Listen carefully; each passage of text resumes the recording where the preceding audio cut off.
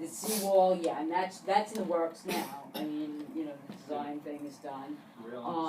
The railings it's a big thing with me. That's what I really. It's not a big thing with you. Those railings are rusty. We're just waiting for an emergency. Someone's going to go through, or a car will go through, or something stupid will happen. And we foresee that possibility. I don't know if it's a likelihood or a probability. We foresee that possibility, and if we're not doing something about it, then we're at huge fault. Exactly. So And that's, I say that that's a project that I have simpatico with. yeah. But the RIOC's job is to mow the lawn, shovel the snow, rake the leaves, take out the trash, and keep the seawall intact. And if we're not keeping the seawall intact, then frankly, our patch money washes away. And that's literally what happened. It has happened on this island in the past.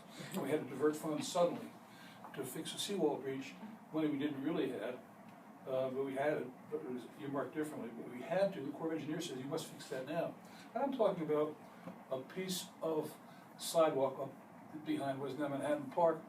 Had probably caved in to the extent of from Arm City to that corner. And that's a big chunk. Well, it's not a big chunk. That's a big chunk. You know, that's how erosion happens. Mm-hmm. And we had to patch the seawall and backfill. You know, do stuff. And that was one of your ad hoc responses. And we've got a situation there which is deadly. And maybe not to people per se, but certainly to the physical integrity of the island. And you know, I warned about 100-year storms, and people didn't listen to me. And we had this hurricane 2 years ago, and that was certainly a 100-year storm, and the whole north of the island was underwater.